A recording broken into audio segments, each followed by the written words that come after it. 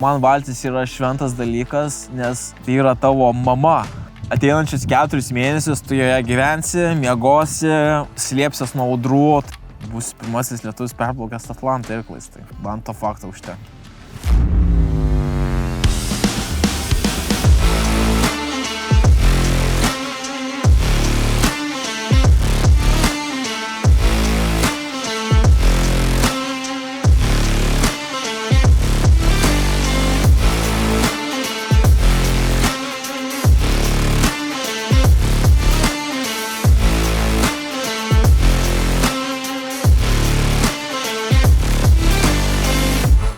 Motivacija netikiu, tikiu dideliu noru.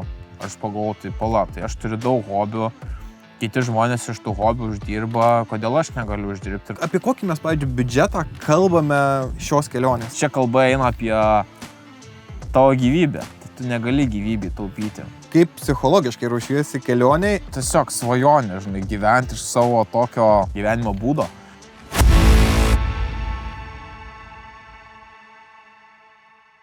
Labas. Tai visų pirma noriu pasidžiaugti, kad kol kas pavyksta laikytis numatyto tikslo ir po truputį sugrįžtu į YouTube platformą. Prisipažinsiu, tikrai nėra labai lengva, kadangi buvo nemaža pertrauka, tarsi viską reikia pradėti nuo nulio. Peržiūrų nėra labai daug, tai tikrai reikia daug vidinės stiprybės, kad viską tęsti.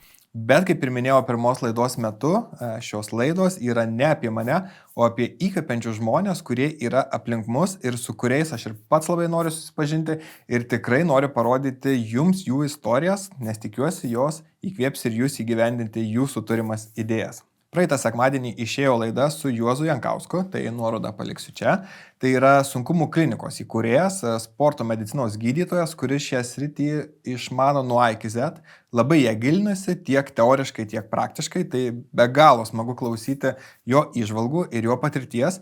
Taip pat man labai patinka Juozo filosofija, jis nesistengia greitų rezultatų, o žiūri į ilgalaikę perspektyvą. Tai manau toks tikrai teisingas būdas, kaip siekti savo tikslų. Turėjau unikalią progą sudalyvauti Aurimo Valujavičiaus Irklais per Atlantą filmo premjeroje. Aurimas mane pakvietė sudalyvauti ant raudono kilimo, o vėliau pakvietė atvykti į Kauną, kur visą pusdienį praleidau su juo. Jūs net neįsivaizduojat, koks kiekis žmonių norėdavo pasidaryti nuotrauką su juo, pakalbėti bent jau kelias sekundės ir kai kuriem būdavo labai sunku suprasti, kaip jisai bėga greitai, net nespėja nuotraukos pasidaryti selfio, bet kiekis žmonių iš tikrųjų buvo stulbinantis.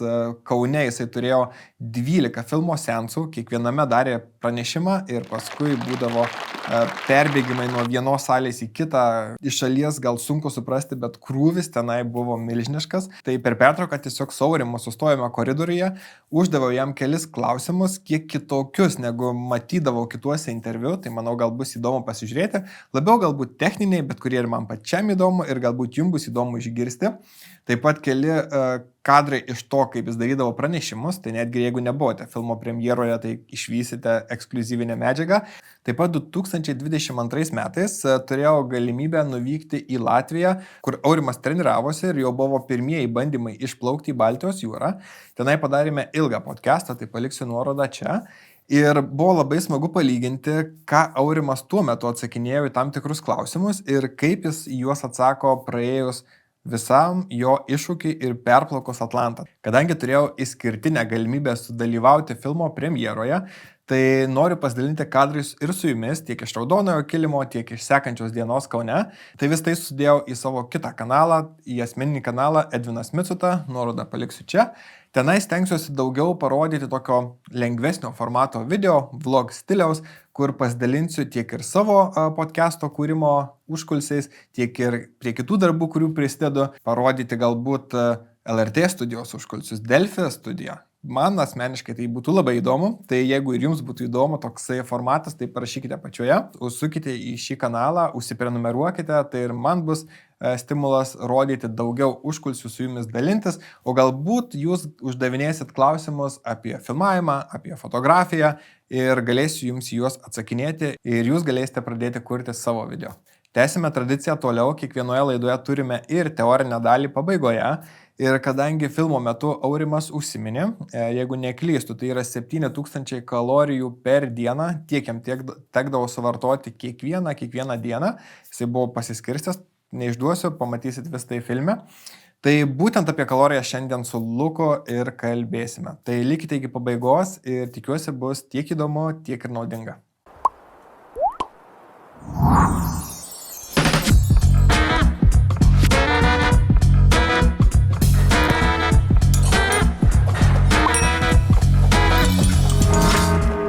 Vakar buvo tavo filmo premjera. Buvo. Pirmą kartą pamatėjai savo filmą dideliam ekrane su pilna sale žmonių. Taip. Beveik, tiksliau, 400 žmonių. Daugiau, apie 6. Telpa 646 neklystu. Tai 4, maždaug 300-400 kviestinių ir 200 parduotų. Kokia emocija? Gera. Ypatingai, kai gale visi atsistoja plojo, nes ne visi žinojo, kad tu esi salėje gale filmo ir visi atsistojo ir plojo tiesiog, nes buvo emocija tenai tokia. Fainai, viskas, manau, pakankamai pavykę, tiek kiek įdėjom darbo, manau, tiek ir dabar turim atgal. Tai smagu, kad, filmas, kaip ir sakykime, patiko ir komandos nenuvylė, tiek montažo, tiek garso komandos nenuvylė ir visi daugiau mažiau patenkinti. Aišku, turbūt filmas niekada nebus tobulas, kai tu jį pats kuri ir matai visokius niuansus, bet turbūt kūrėjai niekad nebus, pilnai patenkinti savo produktu. Bet šiaip bendrai, manau, visai viskas gerai pavyko. O gali išduoti, kas nebuvo užfiksuota kameroje arba ko visgi nepamatėme filme galutinėje versijoje? Tai čia dar reikia atsiminti, žinai. Nes čia reikėtų Luko labiau klausti, jisai visą žalią medžiagą matė, ko mes nepanaudojom. Kartais net tu pats pamiršti, ką tu ten jau filmavai per tiek laiko. Bet mes turėjome pakankamai tokius stiprius susitrumpinimus filmo, kad tiesiog filmas būtų įdomus. Kad nebūtų nuobodų žiūrovų. Tai turėjome tokį ieškoti vidurkį tarp vizualo ir šnekėjimo, kad ta dokumentika, jinai įdomiai žiūrėtųsi. Tai, manau, pakankamai tas gerai vyko. Man kaip operatoriui, kuris užsiima filmavimo ir žiūrint į tavo filmą, atrodo, kad tave tiesiog seka komanda filmuotojų. Dabar nuoširdžiai sakau, tai yra skirtingi kampai, pagautos emocijos. Dronas daugumą turbūt atrodo, kad čia pats įspūdingiausias dalykas, bet turbūt pats paprasčiausias iš to, ką tu darei tenai. Kaip atrodė ta tavo rutina, galvojimas apie kadrus ir apie kameras? Ar tai buvo spontaniškai, ar turėjai kažkokį planą? Yra tam tikrų taisyklių. Pavyzdžiui, aš supratau, kad jeigu bangos aukščiau negu 3 metrai, tai bus daugiau taškymosi ir daugiau rizikos visokios. Tai tokiu metu stengiasi jau užsidėti kažkokią GoPro kamerą ir tiesiog pasileisti kokiai 1 valandai, nes tu žinai, kad tu gali gauti vieną kitą gerą bangą. Da, aišku, tas ateina tik tais po kokio mėnesį, 2 mėnesių irklavimo, kad tu jau perpranti truputį vandenyną. Dronas nėra paprasta vandenyne pasikelti, nes ir jau silpnas vėjas yra problema droną susigrąžinti. Tai čia yra challenge'as gan stiprus. O šiaip tai, taip, stengiausi kažkaip vis dinamiškiau dėlioti kameras, kampus, kad, to gyvasties būtų pačioje toje valtyje, kai jinai nėra didelė. Komandos aplinkui nėra, tai turi pats kažkaip spręstos filmavimo darbus. Po vandeniniai kadrai iš viso atrodo, wow, ta prasme, kosmosas. Kiek iš viso medžiagos parsivežėjai ir ar visa medžiaga buvo 4K, ar kokia čia rezoliucija viskas buvo filmuota? Taip, viskas buvo filmuota 4K, 25 FPS turbūt ir bendro gal gavosi 6 terabaitai, 7 gal terabaitai, kažkas tokio. Čia, man atrodos. O kokia filmavimo įranga pas tave buvo? Turėjau 3 kameras, A7 S3 Sony, GoPro 11, jos buvo 2 vienetai ir 360 kamera, iškrito pavadinimas. Insta360? Insta 360, man bent jau taip atrodo, jos irgi turėjau 2 vienetus. Ir kiekvienai kamerai po papildomą komplektą baterijų. Ar aš galiu sakyti, kad tavo pagrindinis akcininkas yra tavo brolis? Prieš daug metų kartu nusipirkot GoPro pirmą kamerą. Jo, mes susimetėm ant GoPro 3 ir tada Principė, aš daugiausiai ją ir naudojausi, nes jisai tuo metu dažasvidį šaudydavo, tai sakau, va čia tau bus dažasvidžio, man va čia tai va, pakelionim, panašiai. Jo, tai akcininkas. Bet iš tikrųjų, kaip ir filmavimas, fotografija pas tavai ir atsirado netgi anksčiau negu kelionės. Dar anksčiau, principė, va kai atsimenu, baba gavo, jei neklysiu, savo 60-mečių Soniaką muilinę. Dar 2000 liūtų jinai kainavo, žinai, tai pinigas buvo. Tai tada va, po truputį aš pradėjau ten fotkinti, tai va, namų ūkį atostogose, bet filmavimo nebuvo. O filmavimas jo labiau prasidėjo jau va su ta GoPro. Kaip atrodo filmo kūrimo užkulisiai? Tu esi vlogų pridaręs 100, filmo kūrimas, pats prie montažo kiek prisidėjai, ar tai buvo Luko grinai kompetencija redagavimą? Žinau, kad buvai režisierius, viską sužiūrėjai, bet... Taip, aš manau, Lukas padarė 95% darbo ir tiesiog būdavo tie susitikimai, kur diskutuodavom, ar to reikia filmui, ar nereikia filmui, ar tai svarbu, ar nesvarbu, ar tai įdomu, ar tai nuobodu. Tai mes tą darėm, sėdėjom, karpėm, tai buvo tos tokio bendro darbo, bet sąlyginai kiek jisai dirbo ir kiek mes kartu padirbom, tai aš labai minimaliai prisidėjau. Bet tokia ir buvo mintis ir idėja, kad atiduot visą projektą Lukui ir tegul Lukas bando pagal savo akį sudėlioti filmą taip, kaip jam atrodo. O kaip atrodo filmo specifika, pavyzdžiui, iš tos techninės pusės? Ar domėjais ten, pavyzdžiui, formatas koksai? Pavyzdžiui, tu filmuoji turbūt MP4, ten, tarkime, išeksportuoji YouTube'ą kažkokį garso lygiai, garsų užsiėmė atskira komanda, bet turiu menį pats techninė pusė domėjasi, kaip priduoti filmą, arba galėtų, pavyzdžiui, tavo nufilmuotas vlogas patekti į kino teatrus? Taip, tai ten nėra tų truputį dalykų, bet kol tu filmuoti, tu jo, paprastai filmuoji BAMOV arba MP4 formatu ir tiek žinių tiesiog nusistatai kažkokius standartinius fletų viską filmuoji, be abejo. Garsai ten žiūri, kad neperšaknėtų, bet šiaip garsas buvo tiesiog nustatytas vienas, kuris dažniausiai tikdavo visur. Ir tiek. O paskui jau, kai eina iš eksportavimo dalykai ir panašiai, aš tenais labai daug nesigilinau, tenais Luko labiau kompetencija. Nežinau, ar mane vieną, bet bent jau Vilniuje tai reklama persekioja visur. Nueini pavalgyti, matai ant planšečių ilgais per Atlantą, eini kažkur mieste, matai kitą reklamą. Ar viskuo rūpinosi būtent Forum Cinemas? Ne, čia mano yra įdirbis asmeniškai. Kaip? Nes, pavyzdžiui, ir po filmo premjeros Audrius Bružas priėjo prie tavęs ir sako, aš negaliu patikėti, kaip man skambina žmogus tam, kad susitartų dėl visko, visi kviestiniai svečiai, listas eina per jį. Nežinau, kažkaip visą laiką gyvenime aš įpratęs daryti pats ir man keista, kad kažkas gali už mane padaryti ir aš nepratęs, kad kažkas už mane darytų. Tai tiesiog, žinai, jeigu pats padarai, taip gerai padarysi, tai aš kažkaip to orientuojuosi, kol kas spėju. Bet turbūt atsakymas tiesiog daryti, nes kreipiesi į vieną žmogų, tas žmogus nukreipia kitur, kreipiesi į kitą, tas nukreipia ten, kur reikia, tiesiog reikia pradėti. Taip. Po filmo tau buvo įteiktas rekordas, tu perplaukei didžiausią nuotolį irklais. Taip. Ir tai yra tavo antras rekordas, bet tuo pačiu metu Guinness ten rekordų fiksatoriai užsiminė, kad šiuo metu rekordas yra Avataro surinkusio 1,5 milijono iš viso parduota bilietų Lietuvoje. Kažkas tokio. Turi bent įsivaizdavimą, ką galvoji irklais per Atlantą gali surinkti? Aš bent norėčiau, jeigu kalbant apie bilietų kiekį, tai sakyčiau, mano mažasis golas būtų 50 000 bilietų per Lietuvą. Ir maksimas golas, nežinau, 100 000, bet reikia suprasti ir tai, kad tai yra filmas, o ne YouTube'as. Žmogui reikia mokėti pinigus, kad jisai savo laiką skirtų ir peržiūrėtų. Tai labai sunku spręsti, aš visiškai žalės ir naujas esu kino sferoje ir man tai nėra labai, visiškai dar, sakau, viskas nauja. Tai sunku ir prognozuoti. Bet tiesiog stengiuosi įdėti savo laiką, energiją į tą marketingą, kad žmonės pamatytų, eitų ir žiūrėtų. Tai reikia visas tas nišas paliesti, nuo kažkokio ekranų iki spaudos. prieš pasiruošimą tu labai detaliai kiekvieną temą išnagrinėjai, ten nuo prietaisų iki kaip maistas bus saugomas, kaip ta pati idėja gimė ir taip toliau. Apie kokį mes, pavyzdžiui, biudžetą kalbame šios kelionės? Maždaug apie 100K.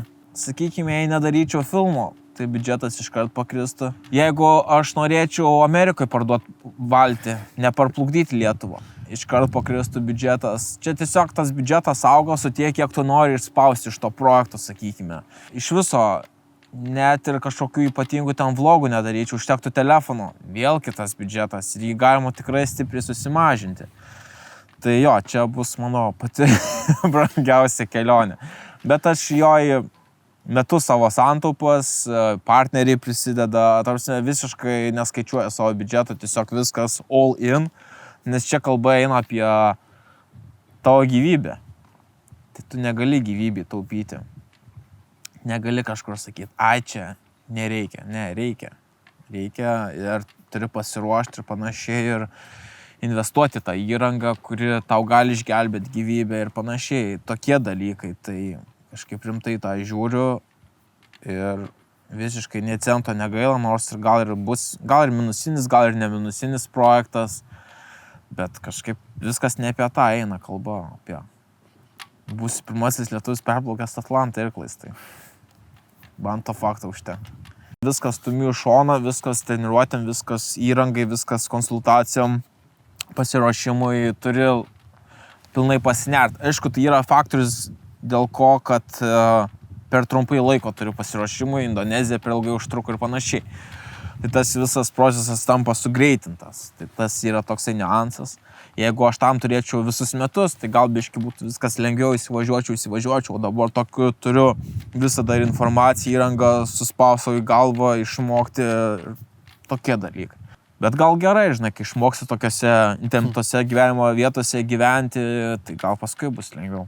Po filmo, kai tau žmonės uždavinėja klausimus, tu pasakėjai, kad 70-30. Žinai, ką turiu omenyje? Jo, apie fizinį ir psichologinį pasiruošimą.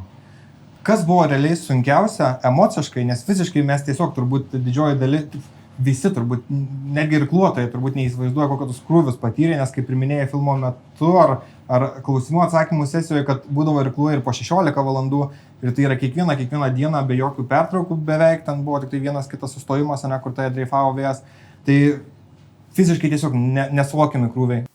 Tai tu turi kasdien irkluoti. Kasdien irkluoti po 10, po 12, būdavo 16 valandų. Buvo ir diena, kai 24 valandas irklavau su 2 powernapais po 30 minučių. Tai visko buvo. Ir buvo, kada blogas vėjas pučia ir tu negali irkluoti. Tai miegi. Tiesiog miegi. Nes geriausia pramoga vandeninė yra miegoti. Nusikalbusiam. Nes tu visų pirma būni visą laiką grynamorė. Aš kaip juokauju, turbūt išsivaliau plaučius visam gyvenimui. 4 mėnesius kvėpavau vandenino orą su druskom, tai geri plaučiai. Priešingai kaip 5 mėnesius myniau Indonezijoje tarp motociklų ir sunkvežimių, prikvėpavau visokių suodžių, tai vandeninę turbūt išsivaliau. Ir tos visos dienos ant denio, kartais šlapiam, kartais perdžiavusiam, jos tikrai nualina.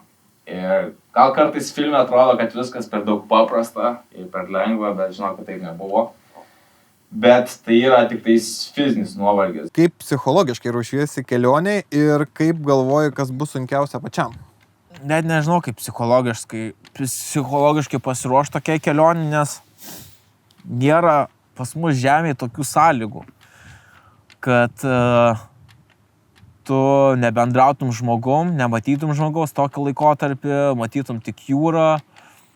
Net jeigu ir mišką, tu eini pasivaikščioti, tai tau yra daugiau dinamikos, nes medžiai skiriasi, žolė skiriasi ir dar kažkas, o čia tiesiog bangos, tai va, tik tais delfinai, banginiai ir rykliai bus tavo matymo laukas ir dar kažkur tolumoje konteineriniai laivai. Tai kažkaip psichologiškai ir nesiruoši, tiesiog bus kaip bus. Bet man, kai yra didelis noras, ūpas, kažkaip reikia atsiminti, dėl ko tu plauki, kas tavo yra tikslai, kažkokius mažus iššūkėlius savo mest plaukimo metu, kažkokius apdovanojimus savo, žinai, ten kaip Nutelos skardinė bankė po 1000 km ir panašiai. Maistas motyvuoja, tokie kažkokius motivatorius mažus integruoti savo kelionę, kad tau būtų ūpas irkluoti, nepasiduoti, kad taip šiandien sunku, bet rytoj bus geriau ir panašiai. Bet tu paminėjai, kad psichologiškai yra beveik daugiau negu 2 kartus sunkiau. Koks buvo sunkiausias momentas ir kaip jį ištvėrei? Geras klausimas. Šiaip gal pradžia, pirmosios 3-4 dienos psichologiškai buvo pakankamai sunkios, bet čia dėl kitų faktorių. Man tiesiog pavogė YouTube accountą. Ir aš nervinausi, ir aš jaučiausi kaip apiplėštas, netekęs darbo žmogus, kuris dar teliuskuoja vandenyne ir bando susigrąžinti savo YouTube accountą vandenyne. Tai Renaldas labai šito klausimu pagelbėjo. Tai tas dalykas ir kitas dalykas, šiaip nauja aplinka, žinai, dar tave kažkiek pykina, nevalgai. Nu, žodžiu, dar vėjas nėra labai stiprus, tu lėtai irkluoji. Tai va tokie dalykai susidėjo, tai nebuvo lengva pradžia. Bet paskui po truputį viskas įsivažiavo, pripratau prie aplinkos ir jau buvo galima gyventi. Bet taip daugiau psichologiškai, nežinau, kažkaip. Viskas gerai. Žmonės, kurie eis į filmą, jie pamatys, kad kameros buvo įjungtos tada, kai vyksta audros, kai tu esi visiškai vienas vandenyne ir tu įvardinai YouTube'ą kaip vos ne pagrindinį psichologinį sunkumą. Nu taip, tai buvo smūgis man. Smūgis mano buvo žemiau juostos. Aš kaip supratau, sunkesnės momentais labai tau padėdavo skambinimas į draugam. Čia toksai labiau... Čia labai liūdna, kai nuobodu būdavo. Nuobodu tiesiog, kad nori kažkokio entertainmento ir, tai galvoju, paskambinsi draugam. Tai paskambinom, pasišnekėdavom, muzikos klausydavausi. Kartais muzika atsibosdavo, tai tiesiog išjungdavau muziką ir vandenyną klausydavau. Bet šiaip būdavau pasilgęs ir vandeninė tylos, nes visą laiką vėjas, bangos, šurmuliuoja ten tas ošimas ir jeigu nėra vieta tokia, žinai, tyluma, romuma, tai irgi fanai labai. Atlanto kelionė yra psichologinė. Ir koksai turbūt 70% lemia tai, kas tavo galvoje. Dabar jeigu jūs neturėtumėt telefono, išsijungtumėt ir pasinertumėt į 4 mėnesių tokią odisėją, kur nėra atgalinio ryšio. Tu pats su savo mintimis. Tai patikėkit, daug dalykų primastytumėt ir apmastytumėt. Ir kartais net nebūtų apie ką mąstyti. Tiesiog tuščia galva. Ir būdavo, kad tu irkluoji, žiūri vieną tašką ir tu galvoji, apie ką galvoti. Ir galvoju, gerai, ne, tą apgalvota, tas apgalvota, kas dar? Būdavo ir tokių momentų. Gal netgi juokingai nuskambės, bet tu užsiminė irgi, kad vienas sunkesnių netgi dalykų buvo sugalvojimas, ką galvot. Taip. Ką visą laiką realiai galvojai? Va taip toksai bendraja prasme, nes turbūt visų minčių neįsakysi, bet ar tai buvo kažkokie filosofiniai dalykai apie gyvenimo... Jo, ir to buvo, ir apie vaikystę, paauglystę, draugus, klasiokus, ateities projektus, nežinau, kažkokias išdaigas, sąmonės, nesąmonės, tai labai plačiai. Nes kai tu nėra jokių trūkdžių, nei skambučių, nei gamailo, ir niekur tu neskubi, tiesiog irkluoji, tada truputį smegenis tavo atsiriša ir tada mintis tada išsilieja, pradedi daug apgalvoti net dalykų. O ant kranto būdamas tu prisirinkai ir playlistą muzikos, ir filmas skamba šiek tiek muzikos, ir podcastų prisirinkai dar kažko, kas realiai labiausiai entertainino būnant? Jo, turbūt gal podcastai, sakyčiau, būdavo tas toksai, žinai, klausimasis. Vėl tie patys? Visko buvo, visokių podcastų. Jo, buvo ir jų. Ir tiesiog, žinai, pasileidi, klausai ir kažką, taip, kažkiek smegenis tau dirba. Nes kartais muzika, jinai tave migdydavo, nes užniuniuoja, neduoda smegenim darbo. O reikėdavo duoti darbo, tai kartais podcastai yra geriau negu muzika. Aš iš lyg užbėgau, bet kokį podcastą visgi? Ta prasme, lietuviški. 2 treniruotės per dieną, žmonės irgi pamatys filme, kiek tai, kaip koks pasiruošimas tavo pradžioje buvo, kiek paaugai per tą laikotarpį, bet 2 treniruotės per dieną yra iš tikrųjų sekinantis dalykas. Tau išplaukus jau atrodo, kaip ir tu minėjai, kad nėra kelio atgal, aš vykdau savo svajonę ir jau yra viskas atrodytų, aš tiesiog darau tai, kas man patinka. Treniruotės, alinančios ir visi reikalai. Kaip tenai pavyko viską ir spėti derinti ir tą pačią motivaciją išlaikyti, nes treniruotės yra turbūt būtinos. Mažiau mėgiu. Treniruojasi tarp treniruočių deriniu visus dalykus. Valties, transportavimo, logistika, įranga, sveikata, medicina, leidimai, sutartys, biurokratija visa. Tiesiog tarp to tu derini. Tom gyveni. O tas fizinis įsekimas? Taip. Nežinau, tai vis tiek viskas vyko palaipsniui. Pradžiai mažesnės treniruotės, paskui mes jas didinom. Tai kažkaip pavyko susidoroti. Tavo ir senelis, kadangi yra turbūt vienas tokių didžiausių tavo sekėjų, gerbėjų, palaikytojų, pasakė, kad tai reikės apie 2,5 milijono įrių, kad perplauktum per visą Atlantą. Grubiai. Kaip atrodo pasiruošimas iš fizinės pusės? Sunku. Daug laiko reikalauja, dar mažiau turiu laiko savo reikmėm, daug treniruočių, po 2 šiaip į dieną. Aišku, Baltijoje dabar biškai atsižvelgiant į oro sąlygas, bet šiaip daug suryja laiko tiek sporto salėje, tiek valtyje, treniruoti, cirkuluoti, didint valandas, didint krūvį, bet negali ir perspausti, kad nesudegtum, kad raumenis krūvio kažkokio tenais trūkio negautum, traumas negautum, nes laikas labai ribotas, dabar beliko tik 2 mėnesiai iki išplaukimo, tai protingai turi didintą krūvį. Nėra lengva, plus visokie biurokratiniai dalykai, domėtis, skaityti, aiškintis, bendrauti su kitais žmonėm, kurie perklavė, tie visokie niuansai, įranga valties, daug reikalų, tikrai pati komplikuočiausia kelionė, iš kurių esu turėjęs, ten lyginant ten tą pačią Indoneziją, ten su dviračiu Dunojus. Ta prasme, kai dabar grįžti mintimis, tai galvoju, blemo, kaip lengva buvo, tiesiog atsisėdi ir mini. Taip, ten gal kažkokio buvo vizų reikalai ir panašiai, o čia Atlantė viskas, visko turi turėti, viskam turi pasiruošti, jokių servisų, jokių parduotuvių, jokios pagalbos iš šono turi būti jau, negaliu sakyti, pilnai pasiruošęs, nes pilnai turbūt niekad nepasiruoši, bet labai stipriai būt pasikaustęs ir tada išplauki. Ir tikiesi geriausia, tikiesi išgyventi. Tai tas pasiruošimas, labai rimtas. Jei kažkas planuos plaukti per Atlantą iš lietuvių, tai pagelbės. Jau turiu tokį bagažą sukaupęs iš tos techninės pusės, aišku. Po Atlantą bus, manau, kitoks dar bagažas sukauptas. Viskas, Aurimai, žinau, kad vėl lėki visą dieną, tau yra susitikimai, nuotraukos, kas irgi turbūt netgi nesupranta, kiek dabar jam reikia plaukti per visus žmonės. Atlantą buvo netgi paprasčiau perplaukti. Buvo. Ačiū tau.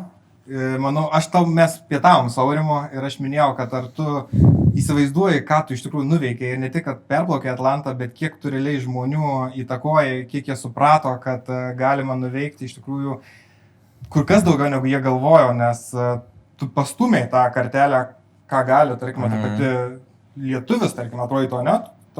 O aš nekalbu žmogus fizinės galios, tai supranti, ką tu padarai? Manau. Ačiū, Aurimai. Ne iš ką. Tai labai ačiū, kad visą laiką išbuvote kartu. Aurimo istorija man pačiam yra didžiulis įkvėpimas, tai tikiuosi, kad ir jums tai patiko. Dabar, kaip ir minėjau, laukia teorinė dalis su Luku ir Aurimui tekdavo suvartoti 7000 kalorijų kiekvieną dieną. Todėl šį kartą ir pakalbėkime apie kalorijas. Pirma tema buvo tokia, sakykime, labiau motyvacinė, dabar kelios temos bus labiau tokios techninės. Bendrinis klausimas, kas yra kalorija ir kaip žinoti, kiek reikia valgyti.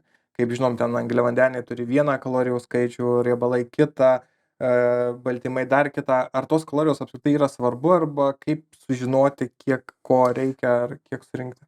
Jo, tai kaip pavyzdys dėl tos kalorijos, tai pavyzdžiui, baltymas angliavandenis turi tokią pat kalorijos kiekį, tai 4 kalorijos gamas. Tai irgi tas kiekis, priklauso, koks iš tikrųjų tikslas. Jeigu mūsų tikslas yra tiesiog gerai jaustis ir suteikti kūnui visas tas maistinės medžiagas, tai aš geriau pasirenku vis tiek tą būdą skaičiuoti būtent kiek baltymų, angliavandenių ir sveikų riebalų surenki, negu tiesiog kalorijas. Nes, čia labai geras klausimas. Pavyzdžiui, kiekvienas gali numesti svorio, tą riebalų procentą sumažinti, tiesiog laikytis kalorijų deficito. Tai tu paprasčiausiai turi daugiau sudeginti, daugiau judėti, daugiau būtų fizinio aktyvumo ir mažiau suvartot maisto. Tada kūnas degins riebalą. Taip, tai yra įrodyta, yra daug klinikinių tyrimų padaryta. Tačiau tu gali tas kalorijas tiesiog skaičiuodamas ir įtilpti savo tą kalorijų kiekį, kad būtų deficitas, tai yra kalorijų trūkumas ir suvalgyti ten tą patį burgerį ir ten snikerį ir tada viskas daugiau nebevalgyti, kad įtilptų savo tą kalorijų kiekį. Taip, tu numesi svorio. Tačiau iš sveikatingumo pusės, ir jeigu tu nori pats gerai jaustis, tai taip nelabai ir išeis. Ir minusas tame, kad jeigu tu nori pasiekti tam tikrą galbūt netgi ryškumą kūno, tai irgi bus labai ribos, kiek tu galėsi numesti. Tu tą bendrą antsvorį tikrai numesi, tai darydamas, bet jeigu tau rūpi toksai kaip žvalumas, energijos lygis, pats gerai jaustumeis, geras miegas, kas labai gali viską įtakot, tai aš siūlyčiau vis tiek tas kalorijas, kad bent 80% būtų surinktas iš sveikų maisto šaltinių. Tai kad surinktum tą baltymų kiekį iš įvairiausių šaltinių kaip žuvis, mėsa, kiaušiniai, baltymų kokteiliai. Taip pat irgi mums sveikų riebalų reikia, ypač moterims, kad hormoninį veiklai palaikyti. Nes irgi moteris, jeigu stipriau pariboja tą maistą, kad nusimes svorį, tai labai stipriai gali sutrikti visa hormoninė veikla. Ir tada angliavandeniai yra labiau skaičiuojami kaip energijos šaltinis. Tai žiūrint, pavyzdžiui, tą dieną, kad tu sportuoji, daugiau judi, aktyvesnė diena, daugiau valgai, poilsio tam mažiau. Tai aš siūlyčiau geriau ne pačias kalorijas skaičiuoti, o tas maistas medžiagas iš ko surinki. Jeigu yra tikslas, taip, nes rezultatai bus daug greitesni, bet iš tos sveikos pusės. Tai tu tam kartu, jeigu tu valgysi, skaičiuosi tik kalorijas ir iš bet ko rinksi, iš nesąmonių viskiausių greito maisto, tu nusimesi, bet tik tais laiko klausimas, kada tu jau pradėsi jausti ant sveikatos ir gali būti problemų. Ir ant sveikatos turbūt ir ant to paties energijos kiekio, ne, ta prasme, nes vis tiek skirtingai įsisavina ten.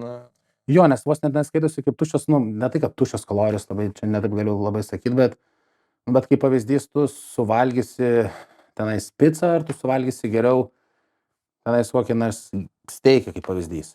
Tai labai tas maistingumas ir tau kūnas kiek gaus, nes mums reikia tų baltymų ne apskritai tiesiog, kad mes pasiektume tą figūrą ir ten raumenukų prisaugintume, bet netgi ir plaukams, ir odai, ir nagams, ir viskam, kad mes, tiesiog, iš sveikatos pusės, bet netgi kas liečia, pavyzdžiui, dietą, tai tu gali irgi skaičiuotas kalorijas, bet, pavyzdžiui, palyginsi, kiek gaus, tarkim, netgi dėl sotumo jausmo, nes būna vis tiek hormonas išsiskiria, kuris mums skatina, vos net tas alkio jausmas atsiranda mažėjant riebalų procentų.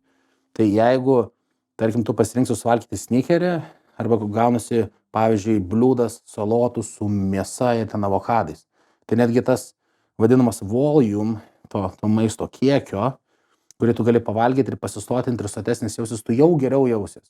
Negu suvalgęs tą snikerį, cukraus lygis dar pakils, tada tu gal pasitenkinsi tą momentą, paskui jisai kristi, paskui tai link vakaro tu dar labiau norėsi saldžių dalykų. Tai netgi iš sveiko maisto gausis jau daugiau ir tu daugiau pavalgysi ir tada link vakaro irgi nesinorės tau dar prisikimštų saldumynų. O dėl to kalorijų kiekio, kad tą patį deficitą, kad žinoti, kiek reikia suvartoti, turbūt elementariaus skaičiuoklės, yra ten pagal fizinį aktyvumą, pagal amžių turbūt sudėlioja ir ten gali lengvai pamatyti. Jo, yra svetainės, yra dabar šiais laikais gali viską rasti internete, įsivesti savo duomenis ir gauti visą informaciją, kiek tu reikia suvalgyti. Ir paprastas yra irgi formulės, kurį gali tu susirasti. Bet esmė tame, kad tu nepaskaičiuosi, pavyzdžiui, medžiagų apykaitos. Tarkim, nuo žmogaus amžiaus irgi priklauso apykaita. Tada nuo raumeninės masės, kiek jisai turi, kiek riebalų procentų jisai turi, ar jisai sportavęs prieš tai, ar nesportavęs, sporto padėties. Tai šių dalykų tu nepaskaičiuosi. Tai kaip aš su klientais pradedu dirbti, tai aš jiems pagal jų tos duomenis, kai atsako klausimyną, duodu tą bazę maisto, kurią pasivalgyti, sakau, pavalgyk dabar taip 5 dienas. Ir jisai man kiekvieną dieną parašo, kaip jisai jaučiasi, kaip jisai miegoja, kaip jo energijos lygis. Ir po tų 5 dienų laikymosi to kaloražo, kokį aš daviau, mes matom, ar svoris kyla ar krenta. Tai jeigu krenta, tai reiškia deficitas, jeigu laikosi jau tą normą, kiek jam reikia, jeigu kyla, tai reiškia jau per daug. Ir tokiu būdu aš jau žinau, aha, čia yra reiškia per daug, pabandom truputėlį pamažinti maisto. Ir tada vėl pažiūrėk, kaip kūnas reaguoja. Ir tokiu būdu, bandymo būdu, tu renki tas duomenis, kaip žmogus jaučiasi, kaip svoris, tada atsiunčia nuotraukas, ar kūnas vandeningas, kaip miegas, ar apsivalgo nuo tokių porcijų ir taip atrandi, kas tau tinka labiausiai. Tai aš manau, tarp 5 ir kokių ten 20, nu gerai, tarp 1 ir 2 savaičių gali surasti tiksliai, kas tam žmogui tinka. Tai va čia pats geriausias būdas ir tiksliausias. Nebent suvesdamas duomenis, ką valgė, žmogus šiek tiek padaro nematomų kalorijų įkelia. Apie tai irgi šiek tiek pakalbėsim. Taip, čia labai geras, tas būna irgi man klientai rašo, vos ne man čia nekrenta svoris, laikausi plano. Ir aš susižiūriu, nu, žinau, tikrai negali būti, kad nekrenta svoris. Nu, tai aš sakau, nu tai atsiųsk man nuotraukas, viską, kad tu valgai kiekvieną valgymą. Ir tada žiūri kažkur padažas atsiranda, kečupas, nes belenkiek cukrus ir svoris jam nekrenta. Tai ačiū Jums labai už Jūsų laiką. Tikiuosi patiko toks formatas ir toks turinys. Jeigu dar to nepadarėte, labai kviečiu paspausti prenumeruoti mygtuką. Tai bus man didžiulis įvertinimas ir didžiulė padėka. Tai ačiū Jums ir iki kito sekmadienio. Iki.